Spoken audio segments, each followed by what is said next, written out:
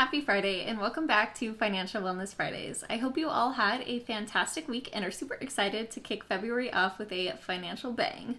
This week, my dad reminded me of a super interesting statistic that I hadn't heard in a while, and it kind of terrified me. It is that 80% of New Year's resolutions are dead by the second week of February. Now, if you weren't paying attention, the second week of February is quickly approaching us, and I am determined to make sure my goals stay alive past that time, especially my financial goals. Now, if you're like me, a lot of your financial goals revolve around spending less and saving more. And I think this is a super important financial goal for a lot of people because a lot of people struggle with savings. So today I thought it would be a good idea to make a video that is kind of a savings 101 to offer some tips and tricks as well as how to choose a good account for your savings. So if that sounds like something that would be helpful to you, go ahead and stick around. And if you want to follow along my financial wellness journey and pick up some education along the way, go ahead and hit the subscribe button. I'd love to have it. If you've watched my video on the 50-30-20 budgeting rule, if you haven't, I'll link it because it's a good video, then you'll know that I try and save at least 20% of my income.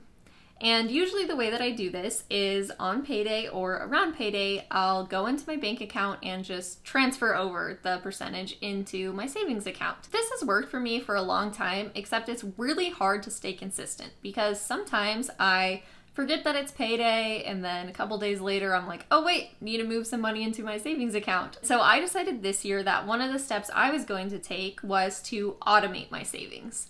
If you've been in the financial wellness space for any amount of time, you'll know that this is a huge tip that financial gurus provide people in order to begin their savings journey. The reason why it's so important to automate your savings is because it takes away the human error like I was having where I would forget it's payday because it switched on me when I switched jobs. And it also, two, makes it so that if you have issues with seeing money in your checking account and then seeing it leave into your savings account, you'll never have to see it in your checking account. So that little bit of heartbreak about not being able to spend that 20% goes away because it was never there in the first place. Automating your savings is a super powerful tool to get into the habit of now. The second tip that I've decided to apply for myself in this new year is to find a savings account that I have somewhat limited access to. And I don't mean this in a way where I don't have access to the funds, because I've already talked about how important it is to have a liquid savings account that isn't invested and that you can reach in need of an emergency. So I wanted to choose something that was still a savings account. So I decided to open up an account at a separate financial institution and then change it so that a portion of my paycheck was automatically deposited into that account. And it never went into the other account that was linked to my checking account in the first place. I think this is really going to help me because it's going to force me to put some thought behind spending my savings account money because it's going to take the standard 1 to 3 business days for the transfer to go through into my checking account. So if something that you struggle with is impulsive spending, this is definitely a tip that I offer to you to join me on. The third part, and probably the most important part, is to choose an account with options that fit your needs.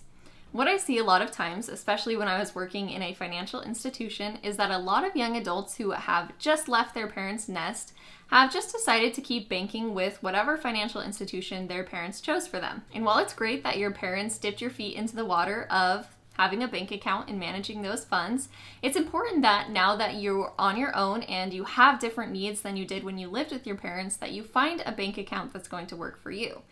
This is especially true if you're moving to a different state and perhaps the bank that you're banking with isn't as easily accessible. So I thought I would add just a little bit into this video about how to choose a bank account. And if you want me to go further into this, I can definitely make another video. And this is specifically going to be geared towards savings accounts. The first and most important thing that you'll want to look for is the interest rate, or the APY, annual percentage yield. This is super important because, as I talked about a couple of videos ago, if you're not making money on your savings account, you're actually losing money because of inflation. So it's super important to choose a savings account that is going to be paying you the highest amount possible in order to help hedge your funds against inflation. A lot of times these accounts are called high yield savings accounts. So if you're going to look for one, then type that into the Google and see what you can find.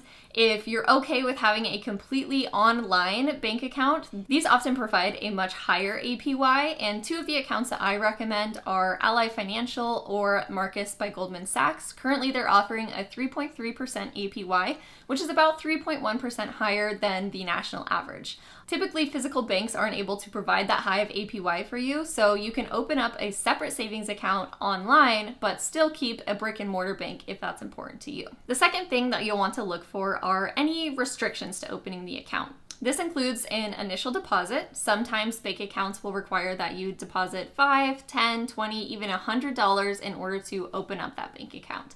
If that's not an issue for you and you like the other terms that they're providing, there's definitely no problem to having a opening balance requirement. But there are also a lot of financial institutions out there where you don't have to have an opening deposit. So if that's something you're looking for, don't be discouraged by banks that don't have that option. And the second requirement is minimum balance requirements. These are basically saying if you don't keep this amount in the account, then we're going to charge you a fee, or we're going to close your account. So you want to keep an eye out for those. It isn't necessarily a bad thing, but there are a lot of options out there that don't have these, which brings me to my next point, which is account fees.